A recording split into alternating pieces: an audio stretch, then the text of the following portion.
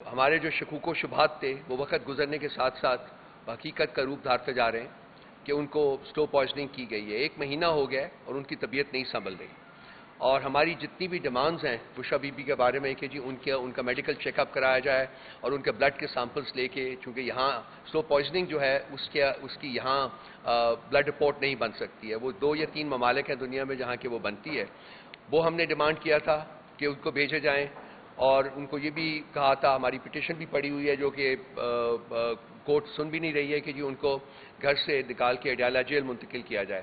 اور اس کے ساتھ ساتھ ہم نے یہ بھی ریکویسٹ کی تھی کہ جی شوکت خانم میموریل کینسر ہاسپٹل کے جو ڈاکٹرز ہیں وہ ان کا معائنہ کریں. کوئی بھی ایک بھی جو ہماری ڈیمانڈ ہے جو کہ نارمل سرکمسٹانسز میں بھی جیل کے جو لاز ہیں، پرنسپلز جو ہیں اس کے مطابق قبول ہوتے ہیں یا پھر عدالتیں مانتی ہیں، لیکن ایک بھی ہماری جو ریکوائرمنٹ ہے، ایک بھی ہماری ڈیمانڈ جو ہے اس کو ابھی تک آج تک میٹ نہیں کیا گیا. اور ان کی طبیعت نہیں سنبھل رہی. 5 ہفتے تقریباً ہو گئے ان کی طبیعت نہیں سنبھل رہی. تو یہ ایک جو پروجیکٹ ہے، پروجیکٹ ایلیمنیٹ عمران خان کا جو ہے، یہ میرا خیال اسی کی ایک کڑی ہے جو کہ اب انریول ہو رہی ہے، ہمارے سامنے آ رہی ہے. اور اس میں خان صاحب کو بھی آپ کو یاد ہوگا کہ پہلے انہیں پولیٹیکلی نیوٹرلائز کرنے کی کوشش کی گئی تھی، منہ کی کھائی تھی انہوں نے. اس کے بعد ان کو فزیکلی ایلیمنیٹ کرنے کی کوشش کی گئی تھی. اس میں خدا کے اللہ میاں کے کرم سے وہ بچت ہو گئی. اور اس کے بعد جو 3rd فیز انہوں نے لانچ کیا تھا وہ تھا کہ امپلیکیٹ کیا جائے ٹیررزم کے کیسز میں. اور 9 مئی جو تھا وہ اسی سلسلے کی ایک کڑی تھی.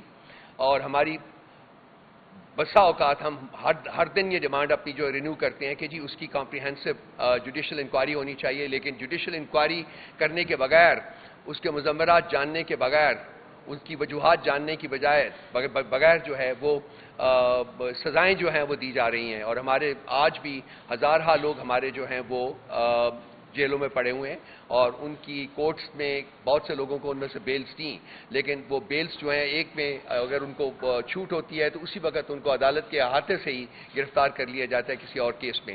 تو یہ جوڈیشل ریکوائرمنٹ نہیں ہے، یہ ایک ایگزیکٹو ریکوائرمنٹ ہے جو کہ وہ ایک پروجیکٹ جو تھا لنڈن پلان جس کو ہم کہتے ہیں، اس کی امپلیمنٹیشن جو ہے وہ ہو رہی ہے. تو ہم آپ چاہتا ہوں کہ میں اپنی پھر وہ ڈیمانڈز جو ہیں جتنی میں نے کہی ہیں ان کو ہم ری ایٹریٹ کرنا چاہتے ہیں کہ بشرا بی بی کی جان کو خطرہ ہے، سیریس کنسرنز ہیں، خان صاحب کو بھی سیریس کنسرنز ہیں، ہمیں سب کو پارٹی کو سیریس کنسرنز ہیں. اور ہم ری ایٹریٹ کرتے ہیں کہ ان کے بلڈ سیمپلز لے کے سلو پوائزننگ کی جو بلڈ سیمپلز جہاں بھی ٹریٹ ہوتے ہیں وہ کروائے جائیں. شوکت خانم کے ڈاکٹرز جو ہیں ان کو اجازت دی جائے کہ وہ ان کا معائنہ کر سکیں. ان کو بنی گلہ سے منتقل کیا جائے اڈیالہ جیل میں، ان کی پٹیشن لگائی جائے، سنی جائے اور اس کے اوپر فیصلہ صادر کیا جائے. اور ان کو باقی تمام وہ سہولیات جو ہیں وہ فراہم کی جائیں جو کہ ان کا بحیثیت ایک citizen of the country in کا رائٹ ہے. اس کے بعد اگر نہیں ہوتا تو پھر ہم اگلے اقدامات کے اوپر سوچیں گے.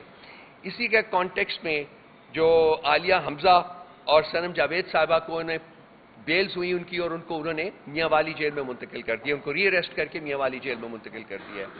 پاکستان کی تاریخ میں خواتین کے ساتھ اس قسم کا بہیمانہ سلوک آج تک کبھی نہیں ہوا. یہ جو لوگ اس وقت حکومت کر رہے ہیں ان کو شرم آنی چاہیے کہ یہ اپنے آپ کو ایک جمہوری حکومت کہتے ہیں. They are worse than the worst autocracy. ان میں انسانیت نام کی کوئی چیز موجود ہی نہیں ہے. ان کو شرم نہیں آتی مگر کہ یہ عورتوں کے ساتھ کیا سلوک انہوں نے روا رکھا ہوا ہے. آپ لوگوں کے سامنے بھی ہے.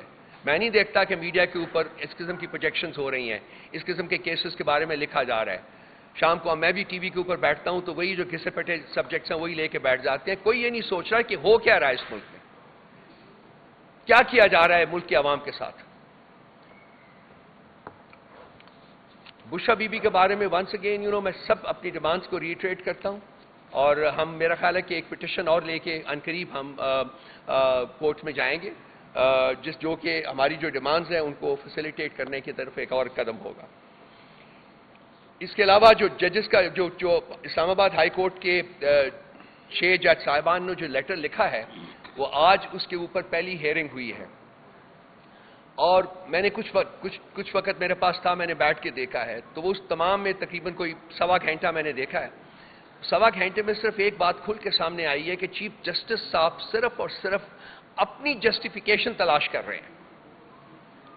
رادر دین کہ کیس کے بارے میں بات کریں، رادر دین ان ججز کے لیٹر کے کانٹینٹ کے بارے میں بات کریں، وہ اپنا جو کیس ہے اپنی جسٹیفیکیشن وہ تلاش کر رہے ہیں. اور وہ جسٹیفیکیشن ان کو کیوں تلاش کرنی پڑ رہی ہے؟ وہ جسٹیفیکیشن اس لیے تلاش کرنی پڑ رہی ہے کہ کیونکہ سپریم کورٹ کے لیول کے اوپر کوشش کی گئی تھی کہ اس معاملے کو بس رگ کے نیچے ڈال کے بھول جائیں. چیف جسٹس کا کیا کام تھا کہ وہ ایگزیکٹو کو ملے؟ ایگزیکٹو جو کہ اس میں امپلیکیٹڈ ہے، لیٹر میں جو چیف اسلام آباد ہائی کورٹ کے ججز کے لیٹر ہیں اس میں ایگزیکٹو امپلیکیٹڈ ہے، نام لیا گیا ایگزیکٹو کا. تو ایگزیکٹو کو کنسلٹ کرنے کا کیا لاجک تھا؟ میرا سوال ہے چیف جسٹس صاحب سے کہ بتائیے کہ ایگزیکٹو کو کنسلٹ کرنے کا کیا لاجک تھا، جبکہ لیٹر جو تھا وہ سپریم جوڈیشل کاؤنسل کو ایڈریس کیا گیا تھا. سپریم جوڈیشل کاؤنسل کا کام تھا کہ وہ اس معاملے کو آگے بڑھاتا. اور چیف جسٹس صاحب نے کوشش کی کہ یہ معاملہ جو ہے ایگزیکٹو کے ہاتھ میں دے دیں. آج وہ یہ تعویلیں تلاش کر رہے تھے کہ کیوں ہمیں پرائم منسٹر صاحب سے بات کرنی پڑی. ہماری اپریزل یہ ہے کہ پرائم منسٹر صاحب سے بات تو کرنی ہی نہیں چاہیے تھی، کیونکہ پرائم منسٹر صاحب سے بات کر کے آپ نے کیس کو آلریڈی کانٹروورشل کر دیا ہے، آپ نے اپنے کانڈکٹ کو کانٹروورشل کر دیا. تو یہ معاملہ جو آگے بڑھے گا آپ دیکھیں گے کہ اس پہ کیا ہوتا ہے. لیکن جو کوشش کی جا رہی ہے، جو سامنے آ رہا ہے بالکل وہ یہی ہے کہ اس معاملے کو دبا دیا جائے. اور اس کے بعد کل شام کو جب اطلاع آئی تھی تو اسلام آباد ہائی کورٹ کے ججز کو 8 کے 8 ججز کو including the chief justice in کو کوئی ایک لفافے ملے تھے جن میں اینٹراکس وغیرہ کا کوئی اس وقت کوئی یہ تھا کہ اس میں کوئی ایسی پاؤڈر بھی ہے. آج پتہ چلا ہے کہ سپریم کورٹ کے 3 ججز کو اور 4 ججز لاہور ہائی کورٹ کو ان کو بھی ایسے لفافے ملے ہیں. تو اس وقت حکومت کا سارا جو کام ہے وہ ایک ریشما کی تلاش ہے. وہ ریشما کی تلاش کر رہے ہیں اور حکومت کو ریشما نہیں مل رہی جس نے یہ لفافے انڈرسٹینڈبلی بھیجے ہیں. کیونکہ ریشما ان کی اپنی کسی سیف جگہ بیٹھی ہوگی. یہ سارا جو کیا دھرا ہے وہ میرا خیال ہے کہ حکومت کا اپنا کیا دھرا ہے. یہ اس وقت چاہ رہے ہیں کہ جی سپریم کورٹ کو بھی انڈر پریشر کریں، باقی ہارڈ کورٹس کو بھی انڈر پریشر کریں، تاکہ جو یہ گند کر رہے ہیں سارے ملک میں، جس طریقے سے انہوں نے ملک کو ایک تباہی کے دھانے کے اوپر کھڑا کر دیا ہے، اس کی بات کوئی نہ کرے. جہاں تک جوڈیشری کا سوال ہے بھائی، تو ہمیں آج میں بیٹھا دیکھ رہا تھا کچھ ان کے صاحبان بیٹھے ہوئے تقریریں فرما رہے تھے اور الزام پی ٹی آئی کے اوپر لگا رہے تھے، ہماری سوشل میڈیا ٹیم کے اوپر لگا رہے تھے. تو بھائی ہم تو گلٹی نہیں ہے سپریم کورٹ کے اوپر اٹیک کرنے کا. وہ تو پاکستان مسلم لیگ نواز کے گنڈوں نے کی تھی. ہم تو اس ٹیلی فون کال کے رسپانسبل نہیں ہے جو جسٹس قیوم اور شہباز شریف کے درمیان ہوئی تھی. وہ ہمارے کسی لیڈر نے تو نہیں کی تھی. ہمارے باریش بزرگ جو تھے، بڑے لوگ جو تھے، وہ پیسوں کا بیگ لے کے جہاز میں نہیں چڑھے تھے بلوچستان کی ہائی کورٹ کو خریدنے کے لیے، اور جو خریدا گیا تھا. ان کے گرینڈ سن جو ہے آپ بیٹھ کے یہاں بڑے باس دیتے ہیں، لیکچر دیتے ہیں. تو یہ ہم گلٹی نہیں ہیں. ان کو چاہیے کہ شیشے میں اپنی شکل دیکھیں. بڑی بدنما شکل ہے ان لوگوں کی.